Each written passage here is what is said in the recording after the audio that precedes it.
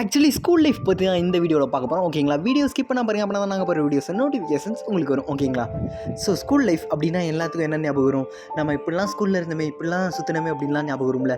So அந்த happiness கொடுத்த நம்ம ஃப்ரெண்ட்ஸ் ஞாபகத்துக்கு வருவாங்களே. ஸோ இவங்க கூட தான் நம்ம இப்படிலாம் சுற்றி இருந்தோம், அடிச்சுக்கிட்டு இருந்திருப்போம்.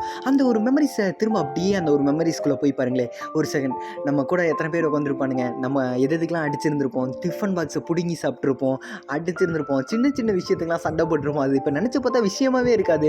சின்ன விஷயத்துக்கெலாம் அழுதுருப்போம். பட் அப்போ நம்ம அழுததெல்லாம் நினச்சி பார்த்தோம் அப்படின்னா இப்போ சிரிப்பு வருது. இப்போ அப்போ சிரித்ததெல்லாம் நினச்சி பார்த்தா சத்தியமாக இப்போ அழுக வரும். ஏன் அப்படின்னா ஸ்கூல் மெமரிஸ் அப்படிங்கிறது ஒவ்வொரு விஷயத்தை கற்றுக் கொடுக்குது. மெச்சூரிட்டினா என்ன அப்படின்னு சொல்லி அங்கே தான் கற்றுக் கொடுக்குது.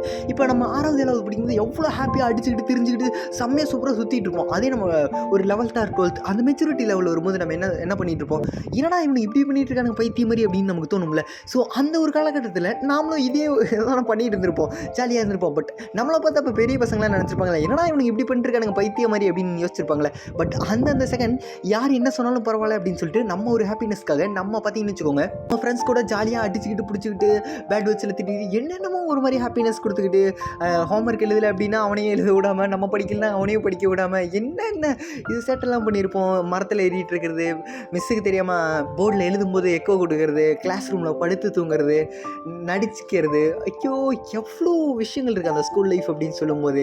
அந்த ஸ்கூல் லைஃப் இப்போ பார்த்தீங்கன்னு வச்சுக்கோங்க, எல்லாத்துக்கும் ஒரு சிலருக்கு எண்டிங் வரும். ஓகேங்களா? நான் ஸ்கூல் படித்து 2 years ஆச்சு. ஓகேங்களா?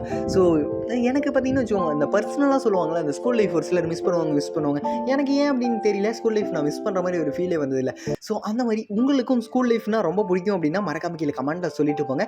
உங்கள் ஸ்கூல் லைஃப் எப்படி இருந்தது அப்படின்னு சொல்லி ஒரு சில வார்த்தைகள் கமெண்ட்டில் சொல்லணும் அப்படின்னா சொல்லிட்டு போங்க. ஓகேங்களா? ஸ்கூல் லைஃப் அப்படிங்கிறது அப்படின்னா என்ன அப்படின்னா மீண்டும் போக முடியாத ஒரு இடம். ஒரு முறை தான் போக முடியும்னு சொல்லுவாங்க பார்த்தீங்களா? ஒரு டைம் தான் அந்த விஷயத்துக்கு போக முடியும், திரும்ப போக முடியாது. எப்படின்னா நம்ம தாயோட கருவுற மாதிரி எடுத்துக்கலாம். ஏன் அப்படின்னா ஸோ அங்கேருந்து நம்ம ஒன்ஸ் தான் பிறந்து வர முடியும், திரும்ப போக முடியாது. ஓகேங்களா? ஸோ அதே மாதிரி தான் அந்த ஒரு காலகட்டத்தில் திரும்ப நமக்கு கிடைக்காது. ஸோ அந்த ஒரு காலகட்டம் பார்த்திங்கன்னு வச்சுக்கோங்க, ஒரு செம்மையான மெமரிஸை கற்றுக் கொடுக்கும். என்னெல்லாம் பண்ணணும் லைஃப்பில், என்னெல்லாம் பண்ணக்கூடாது அப்படின்னு ஒரு மெச்சூரிட்டி லெவலில் உருவாகிறது அந்த ஸ்கூல் லைஃப் தான். ஓகேங்களா? ஸோ உங்கள் ஸ்கூல் லைஃப் எப்படி இருந்தது அப்படின்னு சொல்லி மறக்காம கமெண்ட்டில் சொல்லிட்டு போங்க. Tata bye bye. அடுத்து நான் உங்களுக்கு ஒரு செம்மையான சூப்பரான வீடியோவில் நான் உங்களை சந்திக்கிறேன்.